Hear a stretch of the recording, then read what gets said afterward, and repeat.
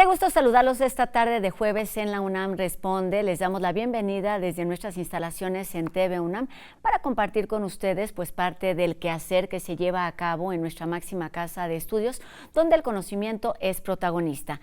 Les recordamos también que nuestras vías de comunicación están abiertas en todo momento para que nos hagan llegar sus dudas, sus comentarios y sigamos haciendo juntos este programa informativo. Más de 7,000 millones de toneladas de basura acumuladas en el planeta nos lleva hoy a abordar un tema delicado, complejo y urgente: los nanoplásticos.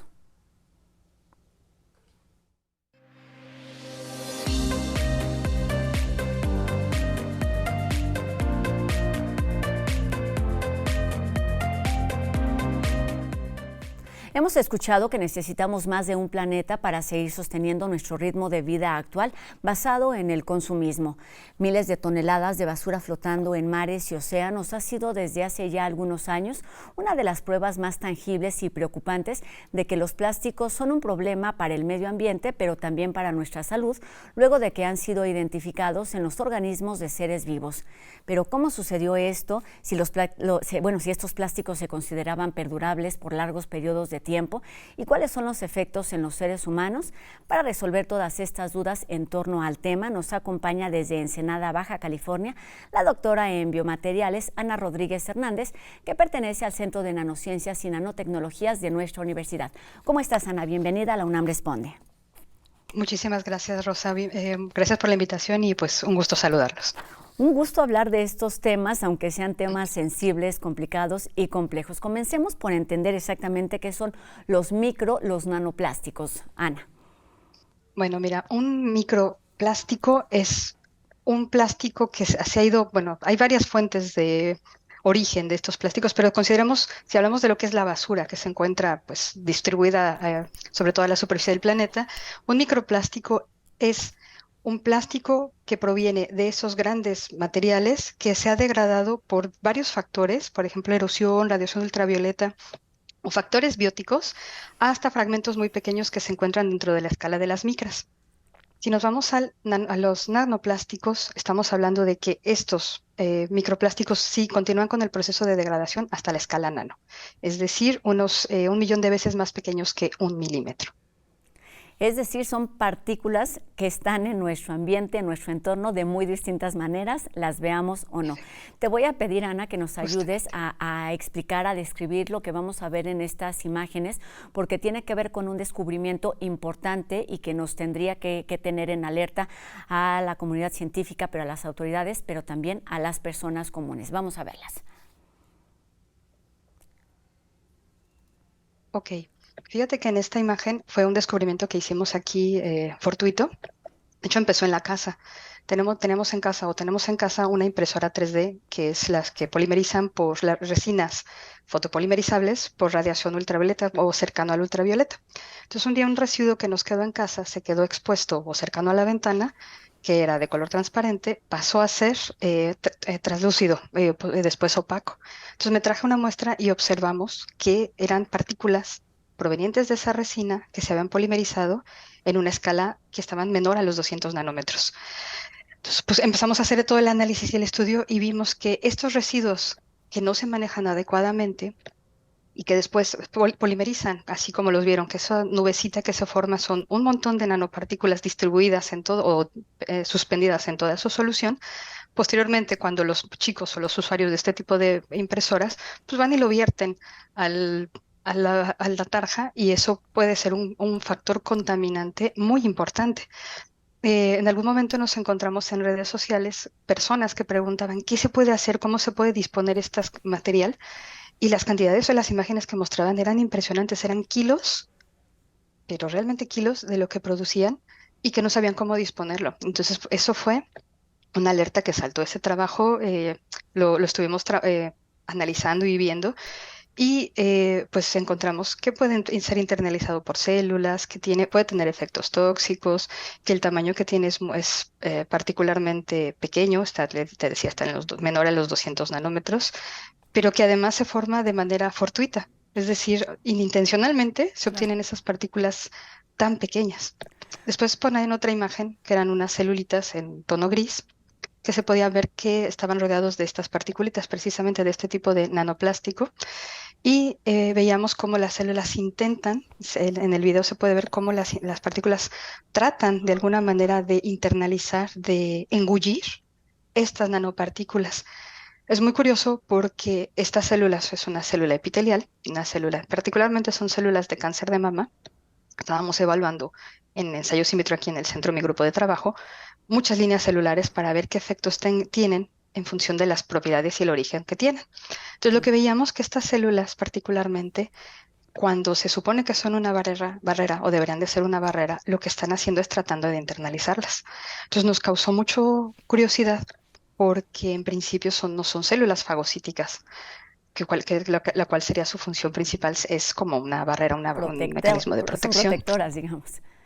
Exactamente, entonces ha sido muy interesante ver la respuesta que tenemos in vitro. Los ensayos in vitro siempre son un modelo que nos sirven para poder explicar algún fenómeno en particular con un tipo de células específico y tratar de sentar las bases para continuar con otro tipo de estudios, pues ya más in vivo o modelos más complejos. Esto que nos describes en verdad es sorprendente en cuanto a lo que les puede decir a ustedes como científicos en cuanto a descubrimiento, pero si pensamos en lo que mencionaba al inicio, que lo tomé algunos datos de presentaciones tuyas, miles de toneladas flotando en los mares, pero también toneladas acumuladas en el planeta, nos tiene que hacer pensar, digamos, de forma integral en lo que está, de la situación en la que estamos viviendo y hacia dónde vamos. Ana, en este sentido, cuéntanos un poco cuál es el proceso que tiene que pasar estos plásticos y la situación que se ha tenido que vivir en términos de seres humanos para que el plástico sea parte de nuestra vida en todos los sentidos, para uso, para basura, al interior de nosotros mismos. ¿Dónde estamos? Fíjate que, bueno, pues en los 50 la baquelita es el material que empieza a tomar auge. No sé si se acuerdan de esos teléfonos de la casa del abuelo, que eran rígidos negros muy particulares, muy pesados. Pues Claro. ese es el primer uso industrial a gran escala de los plásticos. Y a partir de ese punto, los polímeros empiezan a tomar mucho auge por muchas razones. Son muy económicos, son muy fáciles de manejar, son maleables, pueden adoptar muchas formas y pueden sustituir otros materiales abaratando costos de producción. Entonces, de ahí se empiezan a encontrar múltiples aplicaciones de los plásticos. De hecho, yo creo que si le echamos una miradita a nuestro alrededor, todo lo que tenemos, e incluso hasta mis anteojos, son de plástico, son de algún polímero. El problema viene con la producción de plásticos de un solo uso. Y, por ejemplo, algo que notamos mucho, ya empezaban a haber regulaciones y alertas respecto a los plásticos de un solo uso, los desechables. Sin embargo, ahorita la pandemia pues, nos vino a poner otra vez sobre la mesa la necesidad de protegernos. Y una forma en la que encontramos muy fácil fue volver a utilizar estos plásticos de un solo uso. Los contenedores para los alimentos, los guantes, los cubrebocas, pero hemos llegado a un punto extremadamente ridículo porque, por ejemplo, hay imágenes en las cuales tú puedes encontrar productos envasados individualmente que ya de manera natural traen una protección. Entonces, hemos sobreutilizado este plástico que venía a facilitarnos la vida a un punto tal que es exagerado. Tú vas al súper y la bolsita en la que metes tu platanito o tu frutita, el uso que le das a esa bolsa es aproximadamente una hora. En lo que llegas Claro. a casa, lavas tu producto y se va a la basura. Entonces, todo eso se va acumulando y, por ejemplo, el café que te tomas ya voy a decir el nombre, en la cafetería que viene en tu vasito desechable. Ese, por ejemplo, pues obviamente también es diario. Si vas diario o 2 veces por un cafecito o un helado, todas estas cosas, el popote, todas estas cositas que utilizas una vez, entonces van acumulándose porque al final no sabemos qué hacer con él, pues se dispone. Entonces se van a la basura, se van a depósitos al aire libre y este mal manejo de estos materiales hace que se vayan degradando. O sea, le decía, siempre hemos pensado que el plástico era ultra resistente a la corrosión, a la degradación, a la fragmentación y pues nos encontramos que no. El primer hallazgo que nos pone en el arta es la evidencia del capitán Charles Moore, en el cual encuentran la isla de basura cuando viene de un viaje de Hawái a California, que estamos aquí muy cerquita, y se lo encuentra. Entonces dice, oigan, ¿qué creen? Hay un montón de basura acumulada en el mar. No, no le dijo, no, no es cierto. Claro que sí. Entonces él empieza a llamar la atención del problema, pero además sus investigaciones muestran que el plástico no está en grandes cantidades o en grandes tamaños, macroplásticos, sino al momento de recolectar muestras se empieza a ver que ya hay fragmentos y fragmentación. Y yo creo que todos lo hemos visto. Si nos vamos a la playa y agarras un poquito de arena sentado al borde del mar, en la orilla de la playa, te vas a encontrar un montón de fragmentos de colores. Si los ves con atención, esos son microplásticos. Entonces, eso nos hace pensar aquí a mí particularmente es, ok, si el material ya se degradó del macro al micro, esta degradación puede continuar fragmentándose más. Y la otra, la naturaleza del material a escala nano sigue teniendo la misma composición que el macro. Entonces, como no podíamos extraerlo del mar o de algún ambiente, lo que hicimos, como lo que hice particularmente, fue empezar a buscar modelos de nanoplásticos o materiales que estuvieran altamente representados en el ambiente como contaminantes y fabricar estos nanoplásticos para poder saber qué estoy buscando en el ambiente. Ana, me Entonces, parece fíjate que lo que que acabas de decirnos es importante y lo podemos comparar justo con este descubrimiento fortuito que hiciste en casa. Es decir, ves algo mínimo que te alerta para seguir investigando, que es lo mismo que pasó en los océanos y que pasó después, pues que se descubrieron miles de toneladas, no solo en la superficie, sino en las profundidades.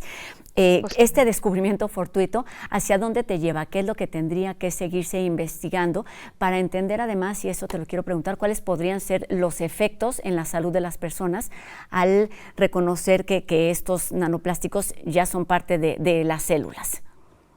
justamente, pues lo que no podemos obviar y que no podemos olvidar es que el plástico es un material omnipresente, altamente distribuido en toda la superficie de la Tierra. Y como bien lo mencionabas al principio, aunque no lo veamos, sabemos que está presente. Lo que queremos ver es qué cantidad está presente. Nuestro trabajo se centra en eso. Esos modelos que tenemos como modelos de nanoplásticos que tengo en la actualidad, queremos que sean la base para poder cuantificar la presencia en el ambiente en diferentes zonas, superficies y modelos. Y lo más importante es los efectos que tengan. Si ya lo tenemos distribuido totalmente en la biosfera, obviamente la exposición del humano y de los seres vivos en general a este material es altísima, aunque no lo veamos. Entonces queremos determinar qué efectos puedan tener, qué daño puedan causar, para que existan regulaciones. Fíjate que en Europa y en Estados Unidos ya empieza a haber regulaciones y prohibiciones de la producción intencional de microplásticos, porque de los orígenes que hay de los microplásticos, hay uno que es de origen primario y que se fabrican con esa intención, con esas dimensiones, para ser añadidos o adicionados a productos, por ejemplo, de limpieza. Las cremas exfoliantes que usamos, las chicas que nos encanta, tienen microplásticos adicionados. Las pastas de dientes con productos blanqueadores que tienen microesferas blanqueadoras, pues esas también tienen De forma intencional, vamos, se microplásticos. sabe que están ahí. Justamente, entonces, ahorita la regulación en Europa y en Estados Unidos es prohibir la producción.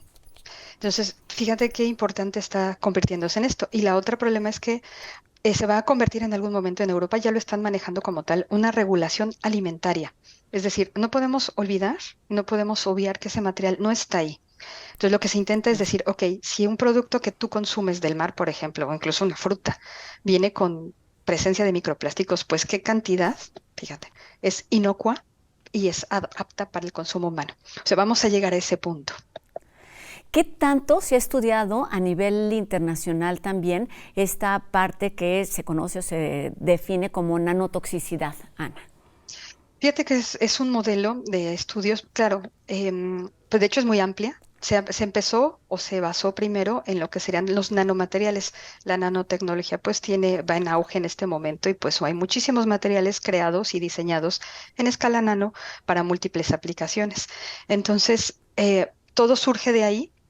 Y bueno, ¿qué pasa? Cuando empiezo a trabajar con los microplásticos y viendo y que se pueden degradar y que siguen con esa naturaleza, entonces estas nanopartículas plásticas pues obviamente entran dentro de la categoría de los nanomateriales y pues es necesario evaluarlo.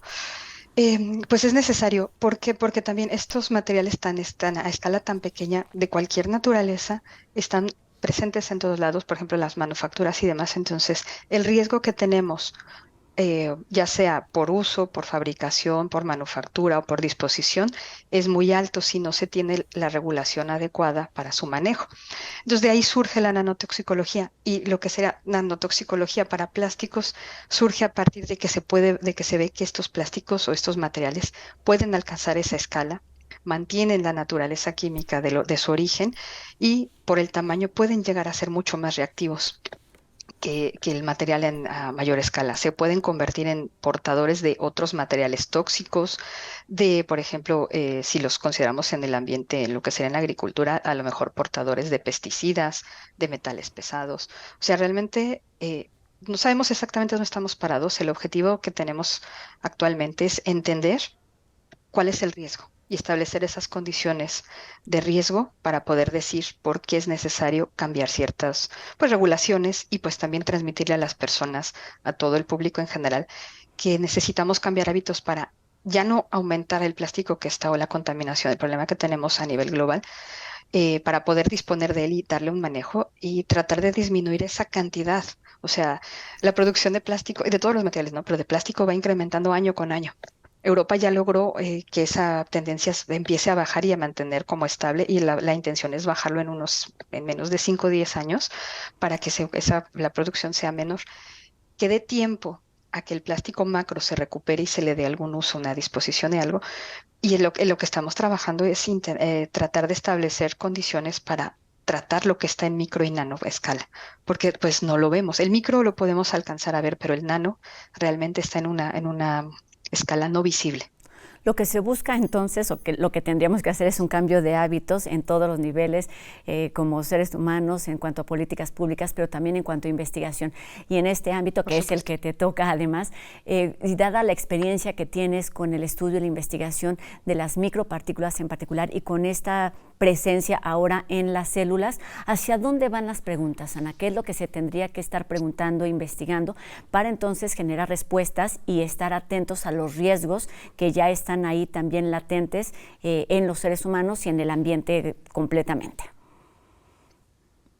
Fíjate que, qué efectos tienen. Bueno, hemos visto y por ahí de hecho yo creo que se convirtió en un par de artículos muy taquilleros, que fue lo que comemos, la cantidad que comemos, se estima que son 5 gramos a la semana, el equivalente a una tarjeta de plástico.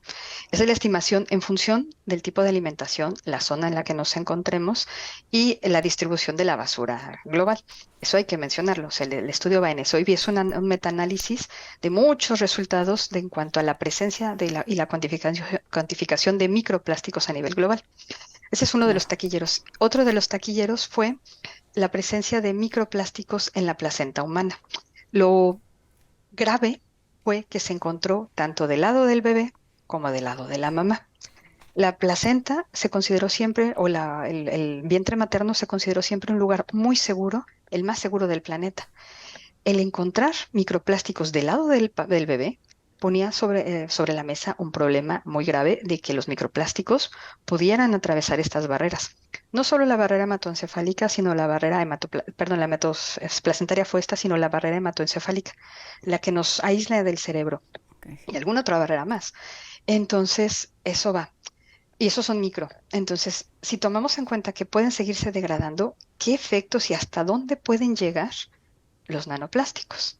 Ahorita, por ejemplo, Okay. lo que hemos trabajado dándoles esa imagen que tienen justo ahorita, que es un corte histológico, vimos todo lo que está en rojo. Todos los puntitos rojos son nanoplásticos en ensayos ex vivo, pero vimos que pueden tener efectos a nivel contráctil de lo que es el músculo del tejido intestinal. Entonces, y recientemente, a principios de año, en el 2023, hubo la detección de microplásticos en el tracto digestivo de algunas aves con daño ya patológico, con ya una afección a lo que sería el epitelio intestinal. Entonces, claro, si ya tenemos esas evidencias, entonces lo que estamos buscando o lo que se debe buscar es qué efectos pueda tener en el humano, con qué enfermedades puede asociarse y pues lo mismo, va a dar base e información para que se regule toda la producción de plástico. Yo sé que es muy difícil cambiar hábitos, yo sé que va a ser muy difícil decirle a la industria plástica, tienes que de alguna manera pues disminuir, cambiar tu producción o sí, es difícil.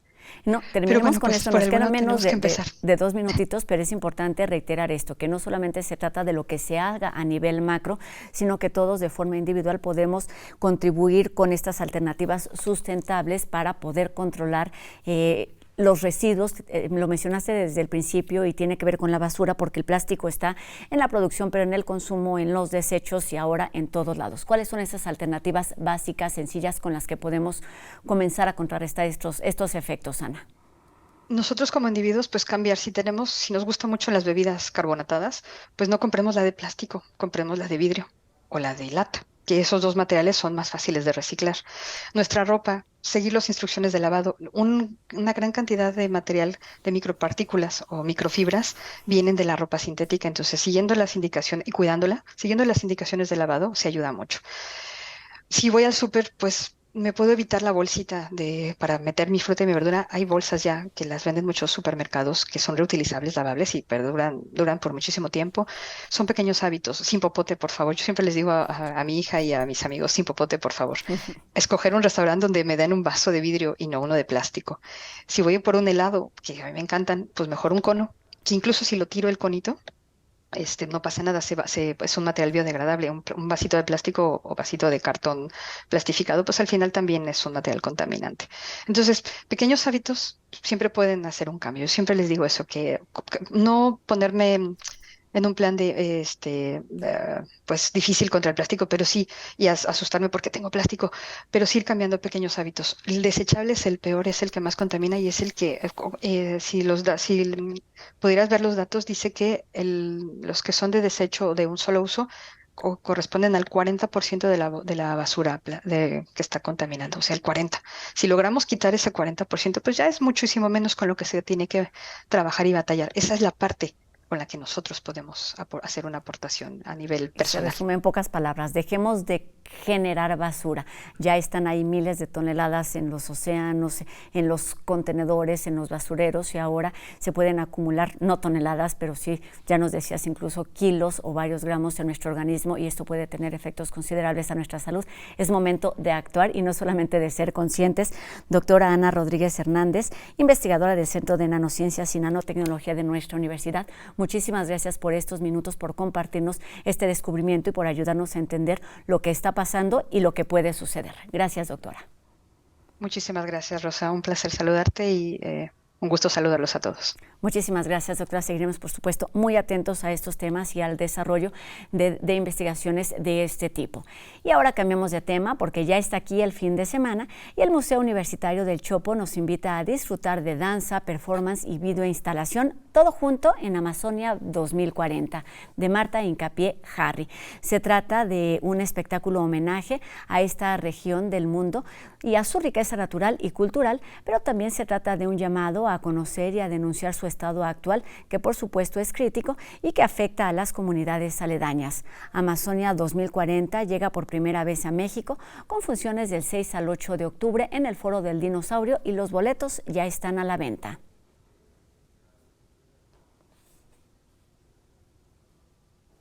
UNAM Global TV nos cuenta enseguida la historia de la doctora Elsa Sánchez, nos cuenta sobre su experiencia personal y profesional que la ha llevado a poner los ojos en el sol sin olvidarse de mirar la tierra en que creció.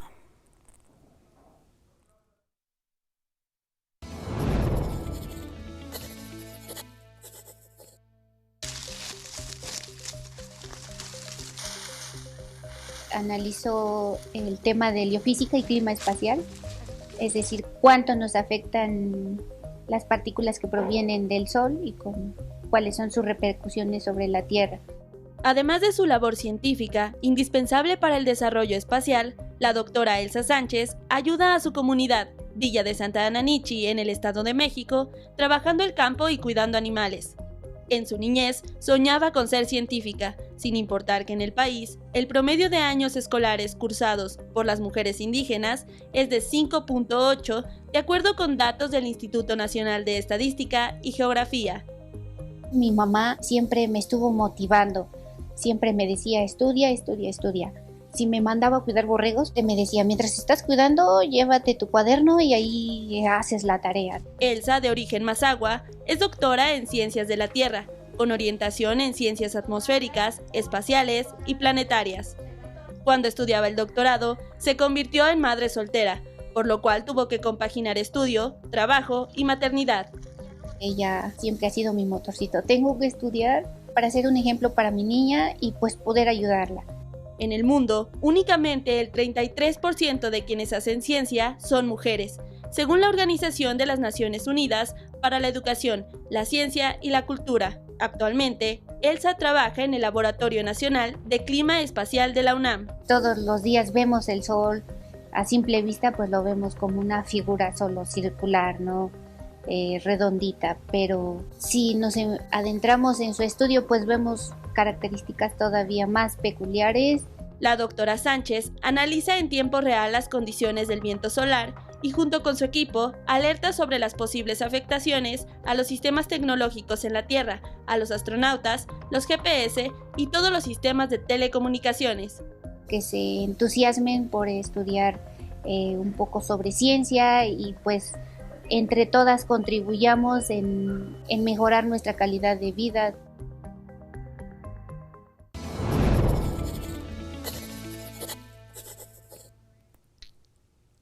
Un ejemplo más de lo importante que es compartir pues tu conocimiento, no solamente en términos profesionales, sino regresar algo de eso a tu familia y a tu comunidad. Con esto terminamos nuestro programa de hoy. Los invitamos a que nos acompañen el día de mañana, no sin antes agradecer a Ricardo Iturbe en la interpretación de lengua de señas mexicanas, que nos permite llegar a un público más amplio. Les decía que nos vemos aquí mañana a 2:30 de la tarde para terminar la semana, por supuesto, en TV UNAM. Adiós.